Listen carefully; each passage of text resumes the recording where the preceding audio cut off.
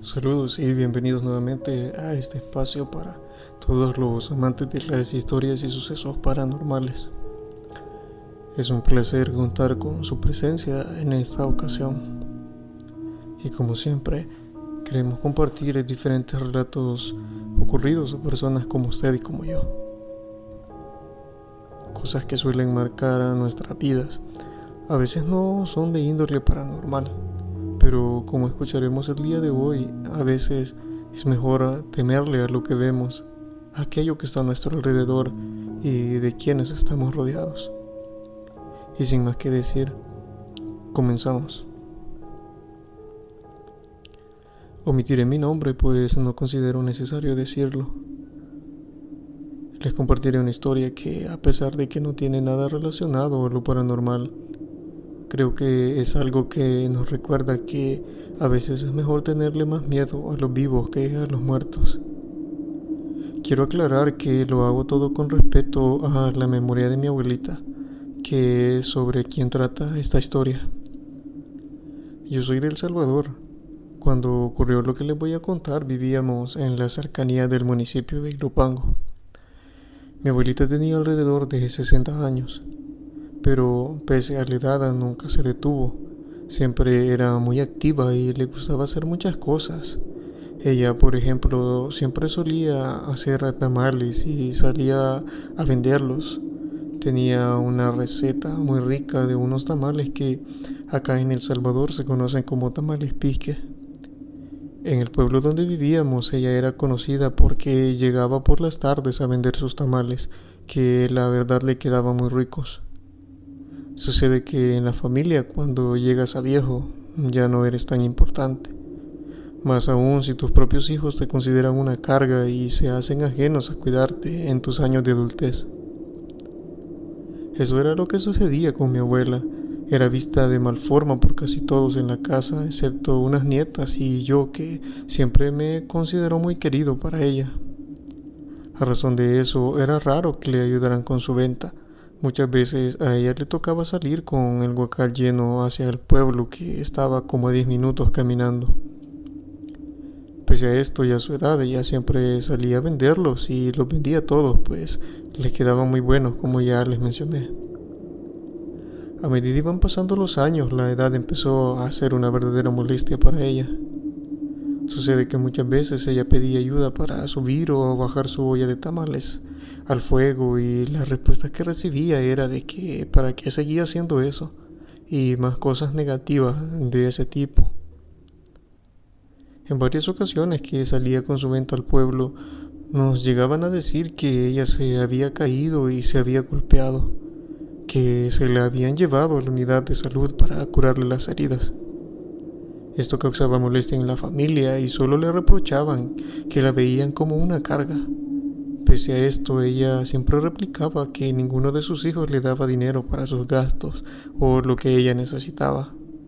Algo que era muy cierto, pues en su juventud habían tenido problemas como familia y sus hijos le reprochaban eso, y en parte era la razón por la que casi no estaban al pendiente de ella. Por mi parte, siempre que podía ayudarle en alguna cosa que ella me pidiera, trataba de hacerlo, pues me daba sentimiento verla cómo la trataban. Lamentablemente estaba muy pequeño para trabajar o poder ayudarle más. Sucede que en varias ocasiones trataron de llevarla al asilo de la iglesia local, pero ella siempre decía que había una encargada que la trataba mal y por eso se salía. Los del asilo le dijeron a mi familia que así no podían ser responsables de ella, pues no se quedaba dentro. Todo esto solo hizo que el desprecio que ya tenían hacia ella aumentara, haciéndoselo ver en la forma que la trataban.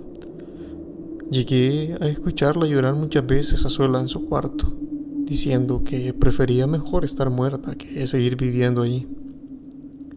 Sucede que en una de esas tantas veces que iba a parar a la unidad de salud, en una ocasión se cayó y la llevaron a un hospital que lleva por nombre Hospital Nacional de San Bartolo. Y es que sucede que en esa ocasión tuvo lesiones más graves y debido a eso tuvo que quedarse ingresada por algunos días, pues al ser ya una persona de la tercera edad le costaba recuperarse. Pasado un día recuerdo que fueron a visitarla y poco a poco se iba recuperando. Cuando fue mi turno de irla a ver, ella se alegró mucho de verme allí e incluso ya había hecho amistades con otras personas que estaban en la misma habitación que ella. Irónico que se veía más feliz de estar allí y era notorio que se sentía mejor que estar en casa. Sucede que 2 días después que fui a visitarla recibimos la llamada de que ella había fallecido, que le había dado un infarto. Algo que no podíamos creer, pues según la habíamos visto, ella se veía mucho mejor y de un día para otro nos estaban diciendo que había fallecido. Lo más extraño fue cuando recibimos su cuerpo para realizar los preparativos de los actos fúnebres. Recuerdo que nos pidieron prendas para vestirla.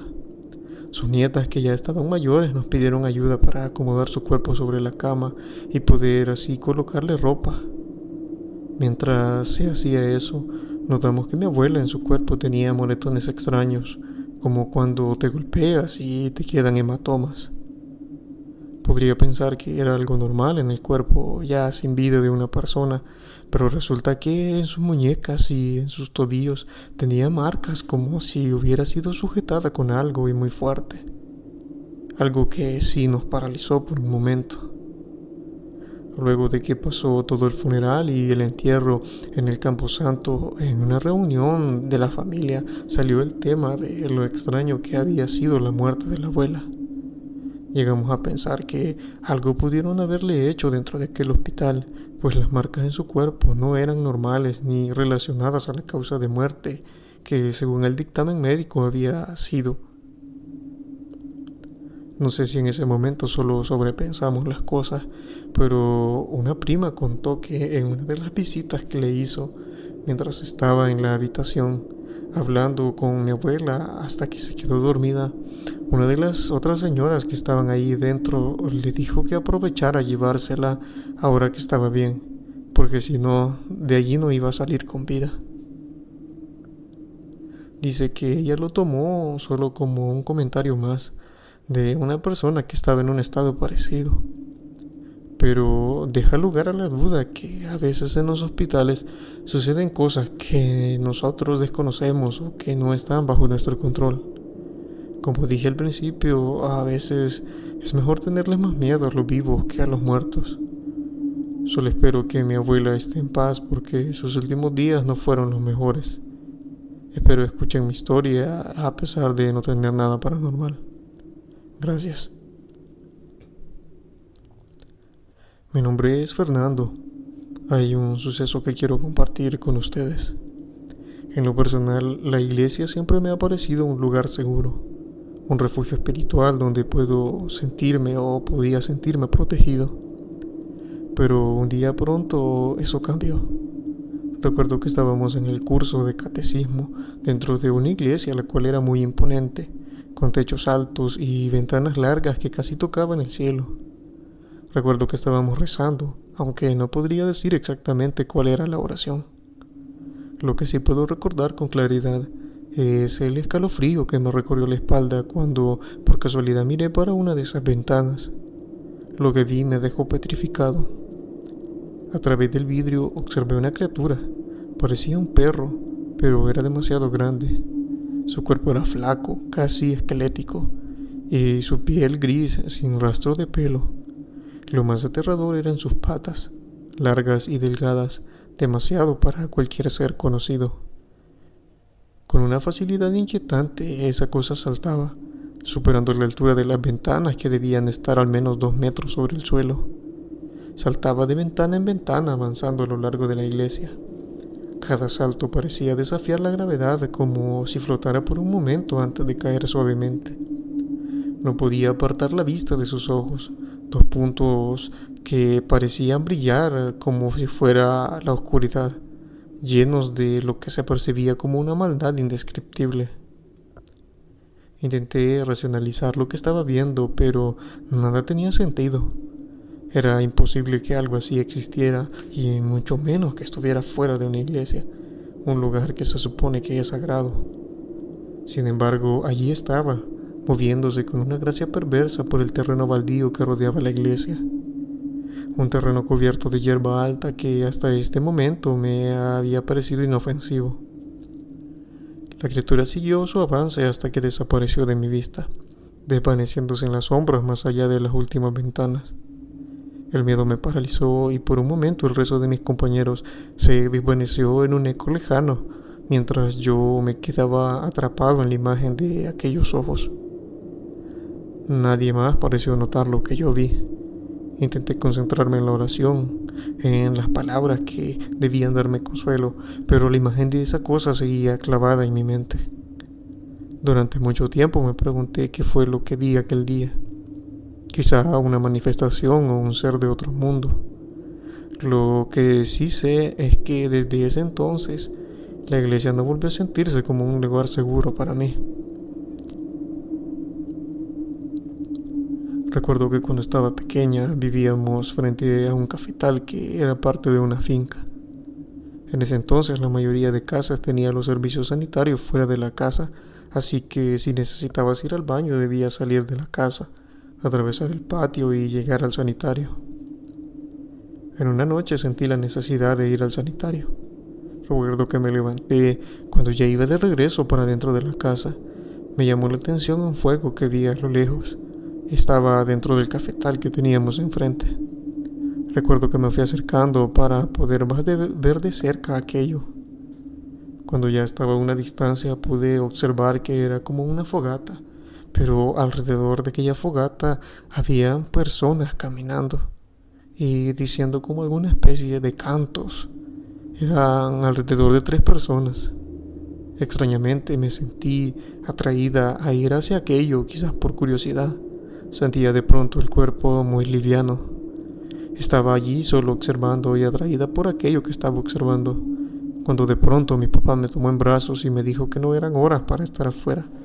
Recuerdo que le dije que había ido al sanitario nada más, a lo que él me dijo que estaba bien, pero ya era momento de regresar a dormir. Lo más extraño de todo fue que al día siguiente le pregunté a mi padre sobre quiénes eran aquellas personas que yo había observado en el cafetal. A lo cual él me respondió que anoche no había sucedido nada, que de seguro fue algo que solo había soñado. Pero yo estoy segura de que eso fue muy real. Pero por algún motivo mi padre no quería hablar de ello o decirme más acerca del tema. En ese momento solo fue eso, y quizá por mi edad no me pareció algo más relevante para lo cual seguir preguntando.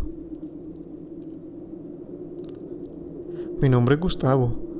Recuerdo que una vez a un compañero de trabajo le sucedió lo que se conoce como parálisis del sueño, pero nosotros fuimos testigos de eso. Sucede que dormíamos por razones de trabajo 4 personas en la habitación donde laborábamos. Nuestro trabajo era como seguridad.